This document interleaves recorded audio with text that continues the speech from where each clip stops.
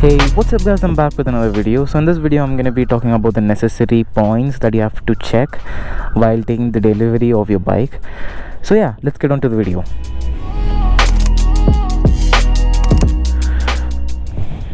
So I know this is a bit cliche because everyone talks about the same thing, scratches or dents, the first thing. Now it is important because your bike might have a possibility of having a scratch or dent. So it's good that you check each and every corner of the bike before you take the delivery, since your bikes are being transported by containers or trucks or etc, something like that. So there is a possibility that you might have some scratches or dents, so please check for that so that you can immediately get fixed from the showroom. Yeah,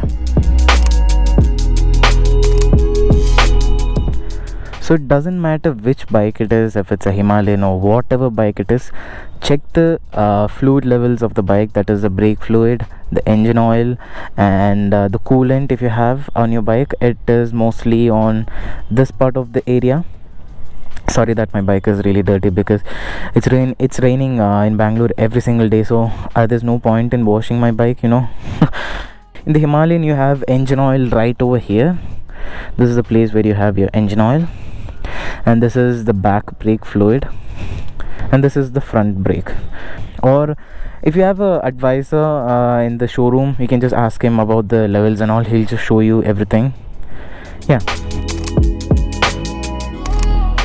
okay, turn the key on, now the ignition, and check your instrument cluster. Now what I mean by this is, you can see all these warning lights coming up, that is a neutral, the engine light, and the battery and the ABS. So all this should light up when your ignition is off, and when your ignition is on, all these lights should go off except for the ABS, because ABS goes off once you start riding when you reach around 5 km/h or something, so that will go away at that time. And also you should have a ideal RPM of around 1000 to 1300, anything between this, it's fine. And check all the switches, that is low beam and high beam, the indicators, the horn, and the self start, the hazard lights, check if it's working on both sides. All these are basic things that you have to check, but it's mandatory to check because you can get it fixed on the delivery day if you have any issues. So yeah, coming to the chain, so you need to think about three things, that is the chain slack, check whether the chain is new, and also make sure your chain is looped properly, because your chain should be looped by default when you get the delivery of the bike.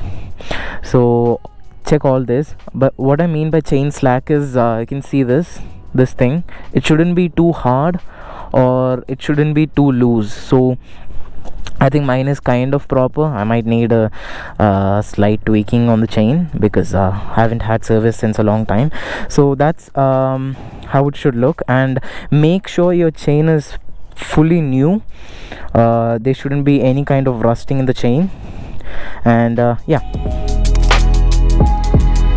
so after making sure you checked all these aspects of the bike, you're now ready to go for a test ride. So before you take your delivery, go for a test ride. First thing in the test ride that you have to make sure is your bike has not clocked more than 10 kilometers or maybe 15 kilometers. That is the maximum you can ever give them, because well, there is a chance that your bike could have been used as a test ride, or maybe one of those executives might have used the bike for joy riding or something like that. So there's a chance for that.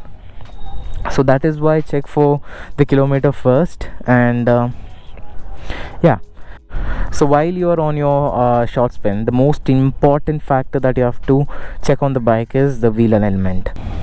Now what I mean by this is, check if your handlebar is hard or if it's steering towards left or right by its own, something like that. Now mostly this occurs due to lubrication, because of no proper lubrication. And so it's good that you check for all this on the same day, on the same delivery day, and get it fixed. So even I had this wheel alignment issue on my delivery day, and I got it fixed on the same day. So you have to check this is really important. And I know some people who also got this issue and they didn't get it fixed on the same day, so check that. So I reckon you would have done all the things that I've just said now, and you have gone for a test ride and you might be happy. But no, there's one more thing that you have to check.